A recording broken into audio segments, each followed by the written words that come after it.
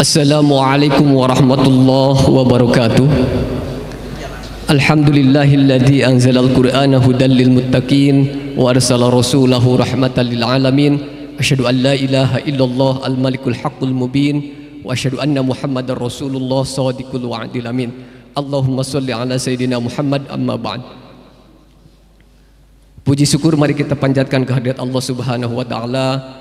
Salawat dirangkai salam semoga senantiasa tercurah limpah kepada junjungan alam insan teladan habibana wa nabiyana Muhammad sallallahu alaihi wasallam, kepada keluarga, pada sahabatnya, para tabi'in hingga kita sebagai umatnya. Mudah-mudahan mendapatkan syafaatnya di yaumil kiamah. Amin ya Allah ya rabbal alamin. Alhamdulillah, pada kesempatan kita memasuki kajian Ramadan yang kedua, yang insyaallah telah hadir bersama kita guru kita Al-Mukarram Kiai Haji Tantowi Jauhar Musaddad LC MA, pimpinan Pondok Pesantren Al-Zuhur Garut. Juga alhamdulillah telah hadir Bapak Teguh Budi Prasojo yang akan mendampingi kajian kali ini. Insyaallah pada hari ini kita akan melanjutkan kajian dengan tema besar Ramadan, momentum harmoni transformasi, wujudkan kinerja unggul, yang pada kesempatan kali ini akan mengambil topik Ramadan, cara mulia pembelaan Allah untuk manusia. Oleh karena itu, agar kegiatan ini mendapatkan keberkahan, mari kita mulai kegiatan ini dengan membaca Ummul Quran suratul Fatihah. Ala hadihin niyah wa ala kulli niyatin sholihah. Al-Fatihah.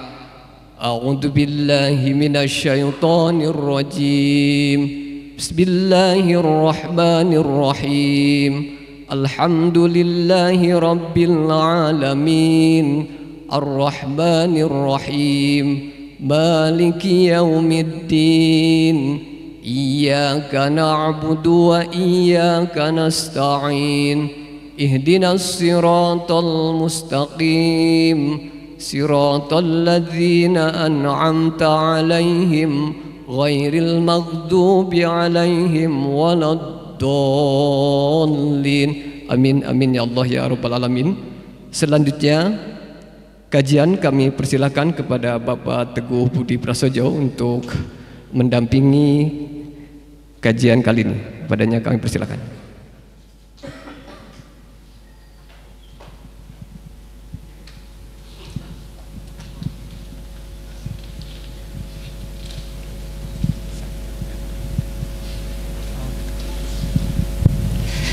Bismillah. Assalamualaikum warahmatullahi wabarakatuh.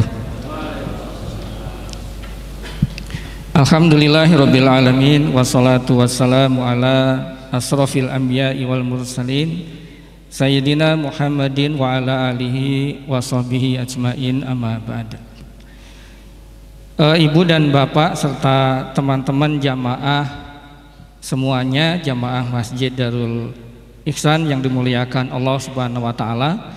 Sebelumnya marilah kita bersyukur lagi atas semua limpahan rahmat dan karunia yang Allah Subhanahu wa taala berikan kepada kita semuanya, sehingga alhamdulillah pada siang hari ini kita bisa hadir di tempat ini dalam keadaan baik, dalam keadaan sehat walafiat. Ibu dan bapak serta teman-teman jamaah semuanya, ketika kita ada di majelis taklim seperti ini, baik apabila kita melihat lagi pelajaran sederhana dari sebuah es batu, ibu dan bapak semuanya. Es batu itu kalau kita taruh dia di atas meja, dia akan mencair. Es batu itu kalau kita taruh di atas kursi, dia juga akan mencair. Tetapi kalau kita taruh es batu itu di dalam gelas, dia juga akan mencair. Tetapi mencairnya es batu kalau kita taruh di dalam gelas, itu kita kasih apa ya? Kita kasih sirup gitu, dia ada banyak manfaatnya. Minimal bisa menjadi penyegar rasa dahaga kita saat buka puasa nanti sore. Nah, begitu juga dengan waktu kita yang terus berjalan, Ibu dan Bapak, teman-teman dan jamaah semuanya. Kita kalau hadir di majelis taklim begini, waktu yang kita punya itu akan terus berjalan gitu. Dari jam 1, jam 2, dari duhur ke asar, waktu akan terus berjalan. Begitu juga kalau kita menggunakan waktu kita untuk ngobrol, waktu itu juga akan terus berjalan. Begitupun kalau misalnya nanti sore kita menyempatkan untuk ngabuburit, begitu waktu juga akan terus berjalan. Tetapi ketika kita duduk di majelis taklim seperti ini, waktu kita yang berjalan ini ada banyak manfaatnya. Tetapi kalau waktu yang kita punya itu kita gunakan untuk ngabuburit, untuk ngobrol, dia manfaatnya tentunya tidak lebih banyak dibandingkan apabila waktu itu kita gunakan untuk hadir di majelis taklim seperti ini. Rasul Shallallahu Alaihi Wasallam sampaikan, kalau tidak salah di sebuah hadis yang disampaikan oleh Abu Dawud atau Baihaqi, itu Allah memberikan manfaat yang jelas bagi kita. Disebutkan di situ, barang siapa melangkahkan kakinya atau meringankan kakinya menuju majelis taklim, maka Allah Subhanahu wa Ta'ala akan meringankan langkah kaki orang tersebut menuju surga. Nah, alhamdulillah kita harus bersyukur siang ini diberi kesempatan hadir di majelis taklim, dan alhamdulillahnya Pak Kiai hatur nuhun jazakallahu khairan sudah berkenan hadir pada siang hari ini. Semoga ilmu yang akan Pak Kiai sampaikan bisa menjadi penerang, bisa menjadi jalan yang terang bagi kita untuk mengarungi sisa hidup kita ini, supaya bisa kita lalui dengan sebaik-baiknya, bisa menjadi bekal di dunia maupun di akhirat nanti. Dari saya begitu, semoga Allah Subhanahu wa Ta'ala memberikan kepada kita keistiqomahan sebaik-baiknya untuk mengisi waktu-waktu Ramadan ini. Terima kasih banyak. Wassalamualaikum warahmatullahi wabarakatuh.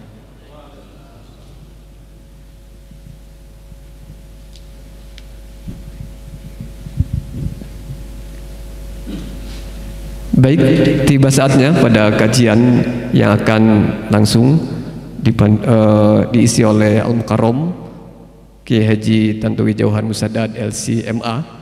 Mudah-mudahan kita bisa menyimak dengan seksama, niatkan untuk itikaf dan taklim. Kepada Al-Mukarram dimohon dipersilakan untuk ke mimbar.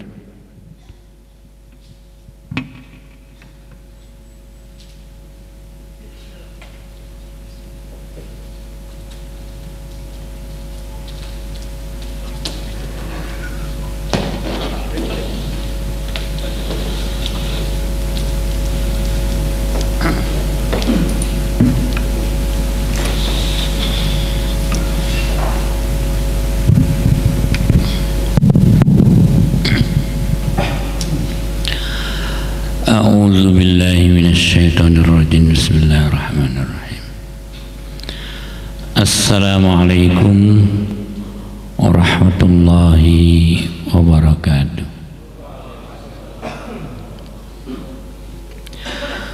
Alhamdulillah allazi bi ni'matihi tatimmus shalihat. Allahumma salli ala Sayyidina Muhammad sirri hayatil wujud wassababil a'zam likulli mawjud adada khalqika wa ridha nafsika midada kalimatika wa zinata arsyik wa ala alihi wa sahbihi ajma'in. Rabbi shrah li sadri wa yassir li amri wa hlul 'uqdatan min lisani yafqahu qawli wa adkhil ma qultu bi kitabika hatta la yansana fi qulubihim amma ba'd. Kita awali dengan bersyukur kehadirat Allah. Alhamdulillah sampai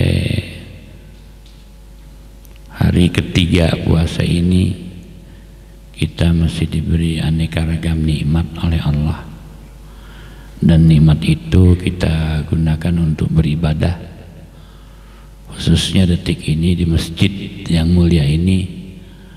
Mudah-mudahan ibadah kita diterima oleh Allah. Amin. Amin ya rabbal alamin.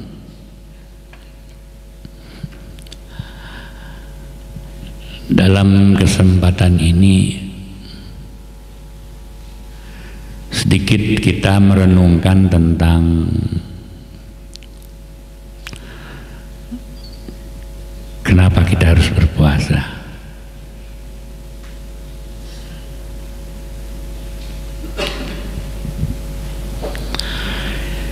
Allah menciptakan diri kita ini kan ada 4 komponen. Satu, fisik, badan, yang mungkin bahasa kita sekarang casing, ya. Yang kedua, akal. Yang ketiga, hati. Dan keempat, roh. Tentunya empat-empatnya sekarang ada. Roh ada kan? Kalau nggak ada ya udah mati. Hati ada, akal ada, badan ada. Masing-masing itu ada suplemennya. Ada suplemennya, rizkinya lah kalau bahasa agama. Badan ini rizkinya makanan dan minuman, baju, rumah, kendaraan, HP, ini rezeki badan. Akal kita ini rezekinya ilmu.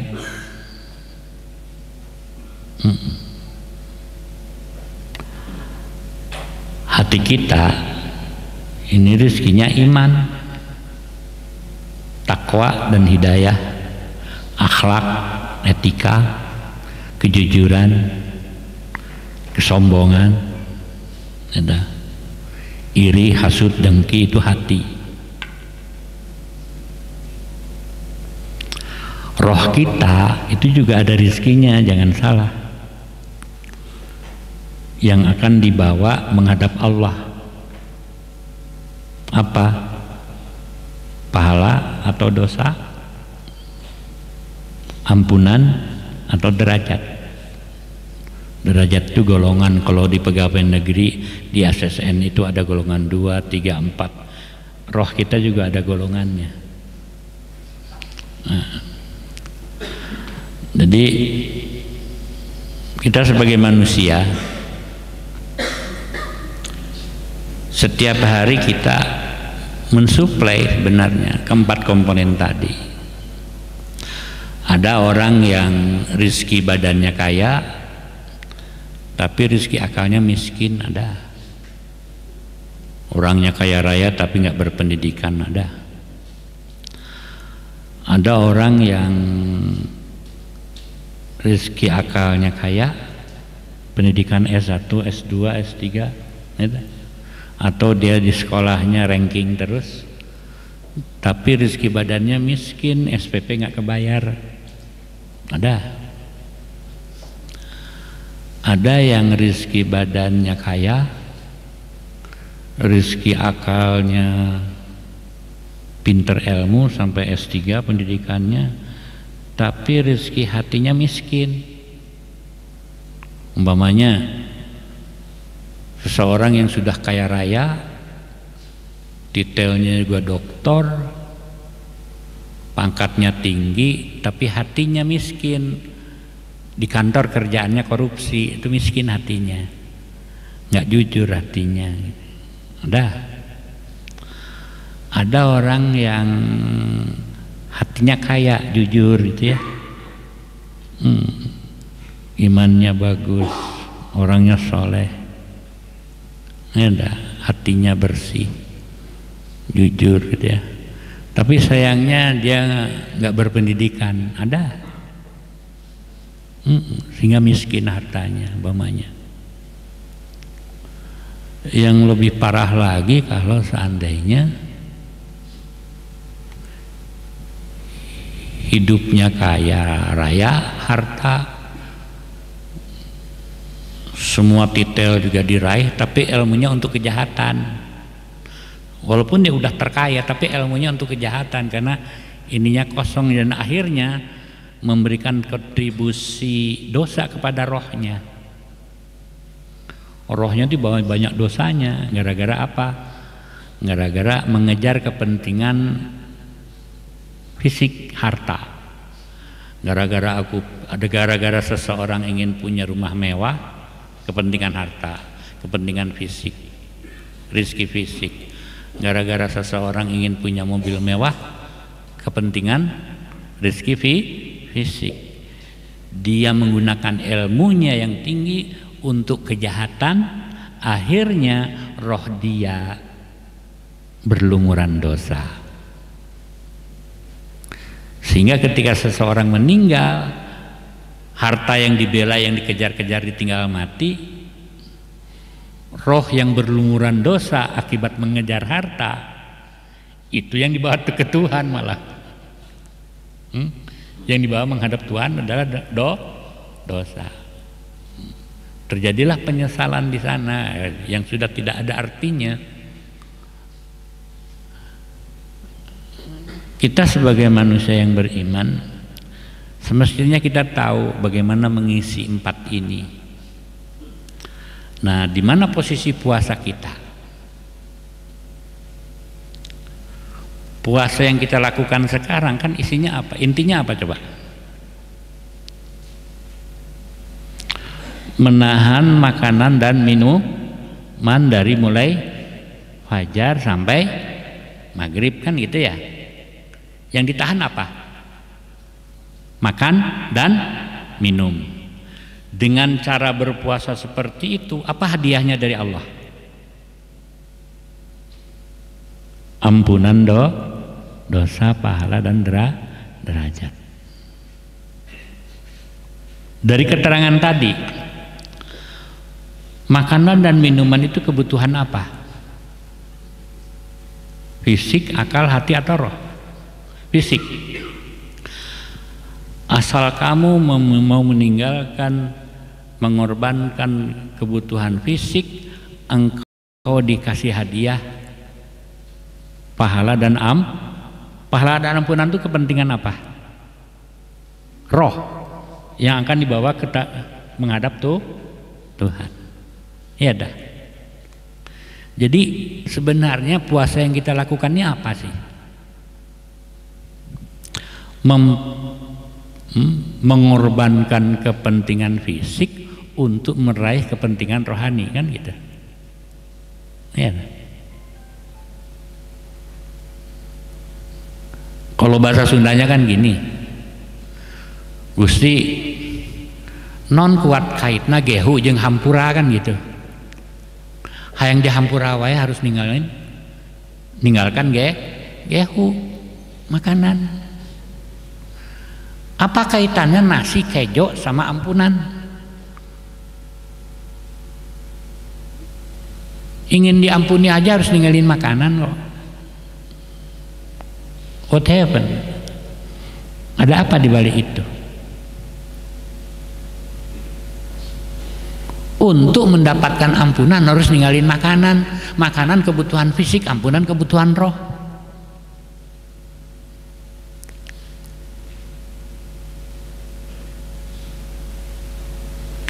Kenapa? Puasa dari 1 tahun 12 bulan itu diwajibkan hanya 1 bulan Ramadan. Di luar Ramadan 11 bulan tidak ada kewajiban puasa, paling sunat. Itu pun bagi yang suka-suka. Jadi dari 1 tahun 1 bulan kita harus meninggalkan makanan dan minuman, dan itu pun tidak panjang, hanya dari fajar sampai maghrib kok. Untuk apa? Untuk meraih ampunan yang merupakan rezeki roh kita.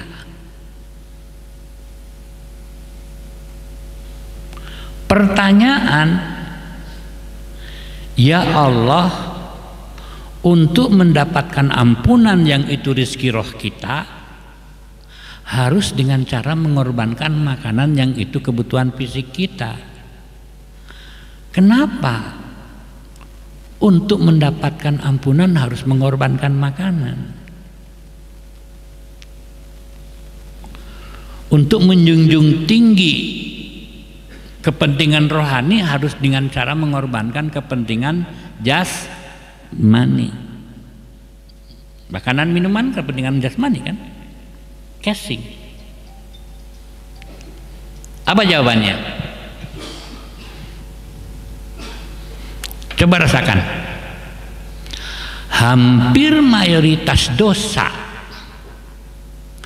yang mengotori roh kita itu biang keladinya karena kita terlalu mengejar kepentingan fisik dengan cara tanpa mengindahkan norma agama, sehingga kepentingan fisik Anda dapatkan melalui korupsi, melalui menipu, melalui apa gitu ya, bisa Anda dapatkan melalui kwitansi double, melalui ngurangin timbangan, mengurangi apalah gitu, Anda dapatkan itu. Kepentingan fisik Anda dapatkan. Tapi di sisi lain roh Anda berlumuran dosa. Sementara Anda menghadap Tuhan tidak membawa harta, Anda membawa Tuhan itu bawa dosa atau pahala. Makanya kalau seandainya Anda 11 bulan, ada orang 11 bulan mengejar kepentingan fisik dan tanpa mengindahkan roh, mau bolokot dosa, mau apa, yang penting gua dapat duit deh.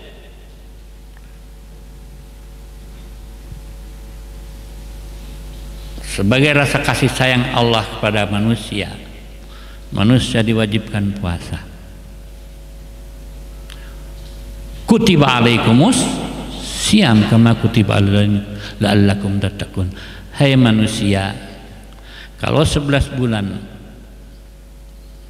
engkau mengejar dunia dan akhirnya roh kamu berlumuran dosa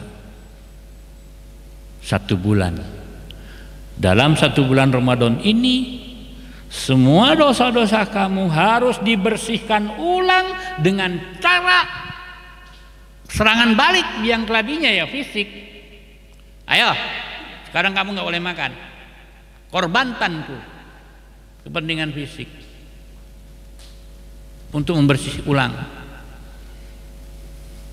recleaning, membersihkan ulang dosa-dosa.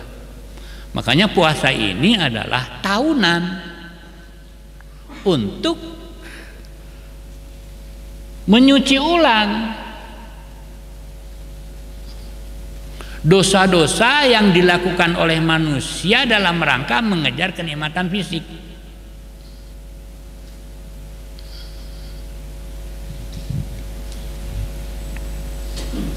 Jadi puasa ini adalah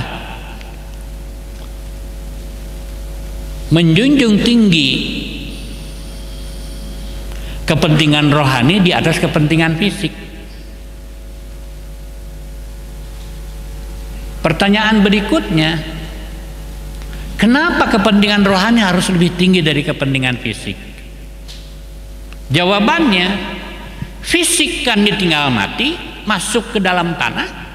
Rohani menghadap Tuhan membawa apa? Mau bawa dosa, masuk neraka.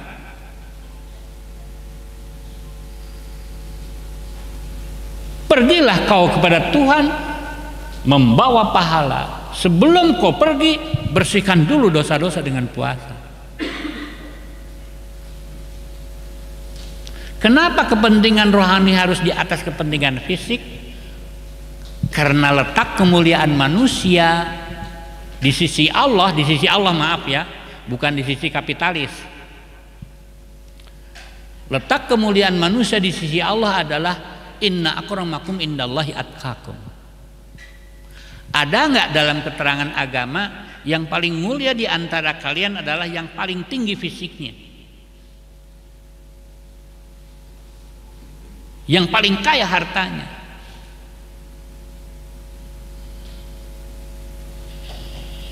Kalau bahasa Sunda yang nu paling pengker awak, nu panggelis, nu pangkasep, casing mah nggak ada, nggak menentukan kemuliaan manusia. Kalau di kapitalis oke lah ya, orang yang kaya raya dihormat karena dia mampu bayar bodyguard. Sanajan dia tukang lacur dihormat-hormat, dimulia-mulia. Sanajan dia tukang judi dimulia-mulia ya. Tapi kalau kita di timur enggak. Walaupun ada orang tua rumahnya cuman gubuk, tapi dia orangnya soleh, apalagi waliullah, dicium tuh tangannya. Beda kita dengan mereka. Jadi pertanyaan tadi, kenapa kepentingan rohani harus di atas kepentingan jasmani? Karena letak kemuliaan manusia di rohaninya, bukan di fisiknya. Itu satu. Kedua, karena kepentingan rohani ini abadi. Yang akan dibawa menghadap Allah itu kepentingan rohani, bukan harta yang Anda kejar sehingga roh Anda banyak dosanya. Tidak.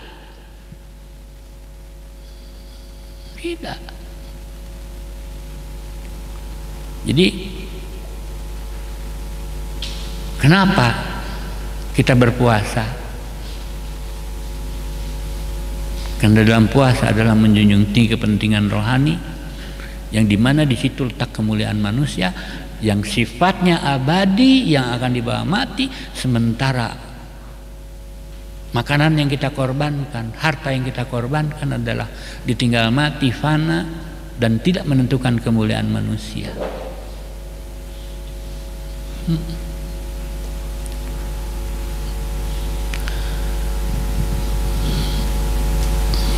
Artinya, kalau seseorang selama bulan puasa bisa menghayati arti puasa, bahwa dia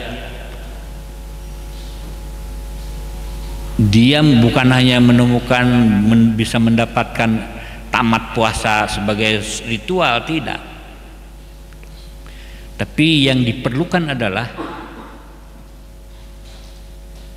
dia telah menemukan esensi puasa, dijadikan mindset, jadikan pola pikir yang berpengaruh kepada 11 bulan berikutnya, yang berpengaruh kepada kinerja di kantornya. Seseorang di kantor, ya tak, kalau orientasinya kepentingan kepentingan fisik, mesti dia orangnya perhitungan dikit-dikit, dihitung dikit-dikit, materi dikit-dikit, nggak ada ikhlasnya, nggak ada yang dicari pahala, nggak ada. Tapi kalau mindset ini dipakai dalam kinerja, luar biasa. Dia akan kerja dengan tulus ikhlas, dia akan kerja. Masalahnya apa? Kita kerja di tempat seperti ini. Kata Rasulullah itu, dia mempunyai 2 gaji, mempunyai 2 imbalan. 1 imbalan materi dari kantor, yang 2 nih yang jarang kita pahami, bahwa mencari nafkah adalah perintah Allah, dan itu hukumnya wajib. Karena dia wajib, maka itu ibadah. Maka ketika Anda pergi ke kantor dalam rangka melaksanakan perintah Allah, mencari nafkah yang wajib dan itu ibadah, Anda mendapatkan 2 poin. Gaji dari kantor, gaji dari Tuhan. Apalagi Anda melaksanakan tugasnya dengan penuh ikhlas. Banyak orang ya, lah gaji sakit itu, nah digawe bener tuh bener gitu, tapi gaji mah sakit itu. Nah, itu jelma terbalik gitu. Tapi kalau dia paham ibadah, ya Allah, walaupun aku kerja gaji juga, malas juga segitu gajinya, rajin segitunya, tapi ini adalah ibadah, lain nilainya. Makanya Rasulullah SAW lil abdi ajrani, bagi seorang hamba itu ada 2 pahala, dua gaji, yang satu dari kantor, yang satu dari Tuhan. Dan itu harus jadi mindset kalau kita orang yang beriman. dan itu pengaruhnya sangat dahsyat terhadap kinerja. Saya kembali lagi, terjawab tadi kenapa kita harus berpuasa, berlapar-lapar untuk mendapatkan ampunan. Ya dah.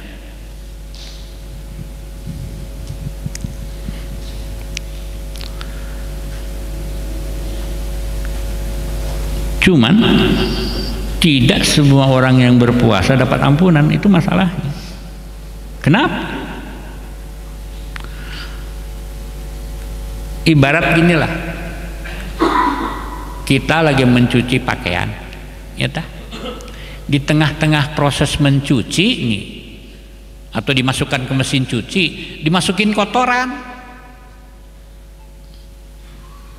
akan bersih cucian? Ya enggak lah. Kalau nyuci mah nyuci, enggak dia masukin kotoran. Kalau sudah bersih, dijemur, disetrika, dipakai, wangi kan, bersih lagi. Setelah dipakai kena kotor, itu lain masalah. Namanya juga resiko dipakai. Kena keringat, kena debu, kena apa, itu resiko. Tapi ketika mencuci dikasih kotoran, ya nggak waras namanya. Ya malah bersih-bersih. Kernyeseh di asupan tai kotok rek bersih. Lagi nyuci dimasukin oli mau bersih? Ya enggak lah. Itulah puasa. Kita puasa ini lagi membersihkan dosa dengan mengorbankan makanan minuman lillahi ta'ala. Inilah cara kita membersihkan dosa, kata Tuhan. Di tengah-tengah membersihkan dimasukin kotoran berbuat dosa. Hah? Di tengah puasa ikut-ikutan tanda tangan yang nggak jelas. Di tengah-tengah puasa melakukan hal yang negatif yang mengotori dosa. Apa yang terjadi? Ya puasanya nggak membersihkan, tetap aja kotor. Kalau lagi membersihkan mah jangan dimasukin kotoran. Makanya Rasulullah untuk meminimalisir supaya puasa kita tidak terkotori, Rasulullah ngasih contoh dengan cara iktikaf. Iktikaf itu untuk meminimalisir agar kotoran tidak masuk saat proses pencucian. Ya maaf aja kalau kita puasa nongkrong di pinggir jalan ya. Ya ada aja yang kelihatan, yang buka aurat apa ya gitu. Tapi kalau kita duduk di masjid, rok minum lewat di Pangimaran, nah, kalau kita nongkrong di luar ngobrol yang nggak karuan, kalau di masjid ya paling baca Quran wiridan atau apa. Tapi ya zaman sekarangnya orang bisa aja bawa HP ke masjid, ya lihat yang nggak karuan. Ya mungkin ketika mentong HP dikasih tinggalin HP. Itulah Rasulullah aja 10 hari per tahunnya. Di tahun terakhir beliau wafat kali 20 hari beliau itikaf. Untuk betul-betul meminimalisir jangan sampai ada kotoran masuk ketika dicuci. Kalau udah dicuci, dipakai, ke kotoran lagi mungkin cuci dewe ke Ramadan gitunya. Tapi saat pencucian jangan dikotori, itu aja. Makanya Rasulullah menggunakan bahasa kam min shaimin laisa lahu min siyami ilal ju' wal atas. Banyak orang yang berpuasa tapi tidak dapat nilai apa-apa kecuali haus dan lapar. Sia-sia. Di tengah-tengah puasa megawe dosa, ngerjain dosa. Hah? Kalau ingin dosa ya nanti aja sawal. Gawe sawal ngadagoan malah waktu nyuci. Yo syukur-syukur seterusnya bersih ya. Makanya kutiba alaikus siyam kama kutiba alal min qablikum, ujung-ujungnya apa? La'allakum tattaqun. Karena apa? Karena inna akramakum indallahi atqakum. Yang paling mulia di antara kalian adalah yang paling takwa. Jadi kita berpuasa adalah menuju ketakwaan yang di situ adalah standarisasi kemuliaan manusia yang abadi. Jadi semoga kita berpuasa ini diterima oleh Allah. Kita pahami bahwa puasa ini kita meninggalkan nu halal wae ditinggalkan, kumaha nu haraman gitu. Iya mah nu halal ditinggalkan, nu haram dikerjakeun. Naudzubillah kan. Ngacau puasana ge. Ya dah. Jadi dengan mengorbankan kepentingan fisik, mudah-mudahan kita bisa meraih kepentingan rohani dalam bentuk ampunan. Dan itulah puasa. Nah, itu saja apa yang bisa saya sampaikan. Semoga dapat dipahami. Kalau bahasa Sundanya mah kaharti syukur untuk kajian gitunya. Dimengerti silahkan, dimanfaatkan, ndak pun ya hanya Allah lah yang beri hidayah. Sekian, wassalamualaikum warahmatullahi wabarakatuh.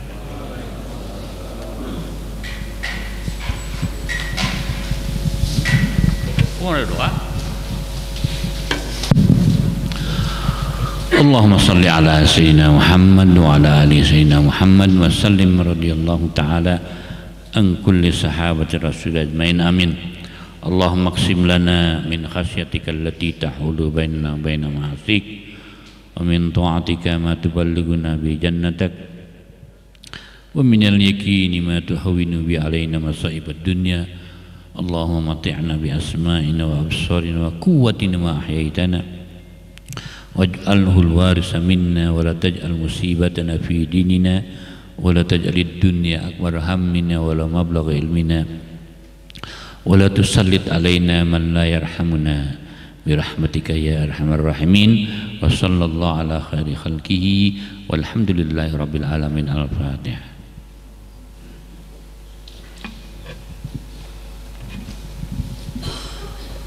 Alhamdulillah, kita telah menyimak dengan seksama tausiah nasihat yang telah disampaikan oleh Al-Mukarram. Mudah-mudahan kita bisa menjalankan seluruh ilmu yang telah kita dapatkan, bahwa Ramadan sebagai ruang untuk menggapai kepentingan abadi berupa ampunan Allah, mengisi kekosongan rohani kita dengan kekayaan yang Allah berikan sebagai upaya membersihkan diri, sehingga kita selalu berupaya untuk menjalankan amaliyah Ramadan ini dengan sangat ikhlas, agar kita terus sampai 30 ke depan mendapatkan rahmat, maghfirah, dan dijauhkan dari api neraka. Assalamualaikum warahmatullahi wabarakatuh.